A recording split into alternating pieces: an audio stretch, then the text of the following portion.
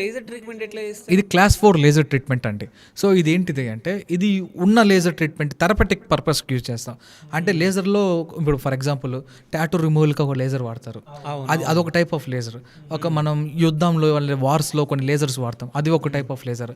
Destructive lasers అంటారు అనమాట. అంటే ఆంకాలజీ అంటే క్యాన్సర్ పేషెంట్స్కి వాళ్ళకి కొన్ని యూజ్ చేయడానికి అలా వాడే లేజర్స్ ఉంటాయి.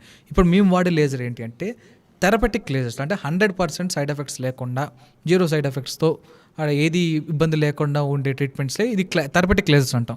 దాంట్లో రకాలు ఉంటాయి, class 3, class 3A, class 3B, తర్వాత క్లాస్ 4. క్లాస్ 4 అనేది which is the most advanced laser అండి. సో అది మన దగ్గర యూజ్ చేస్తాం అనమాట. అది కూడా ఎక్స్టర్నల్గా మన బాడీ మీద ఒక లేజర్ లైట్ని యూజ్ చేసుకుంటూ ట్రీట్ చేస్తారు. ట్రీట్మెంట్ జరుగుతున్నప్పుడు అసలు జరిగినట్టు పెయిన్ కూడా ఉండదు, అసలు ఏం జరుగుతుందో కూడా అర్థం కాదు వాళ్ళకి. అసలు జస్ట్ వాళ్ళకు అసలు నాకు ట్రీట్మెంట్ చేశారని అడుగుతారు కొంతమంది అయితే. సో అంత సింపుల్గా ఉంటుంది అనమాట. సో అది దానివల్ల యూజ్ ఏంటిదంటే లోపల బ్లడ్ సర్క్యులేషన్ ఇంప్రూవ్ చేస్తుంది. బ్లడ్ సర్క్యులేషన్ ఇంప్రూవ్ చేసి ఇన్ఫ్లమేషన్ అంటామండి. మోస్ట్ ఆఫ్ ద కేసెస్లో నడుం దగ్గర ఇన్ఫ్లమేషన్ అనేది ఉంటుంది అనమాట. సో అది తగ్గించడం కోసం ఈ యొక్క లేజర్ అనేది ఉపయోగపడుతుంది.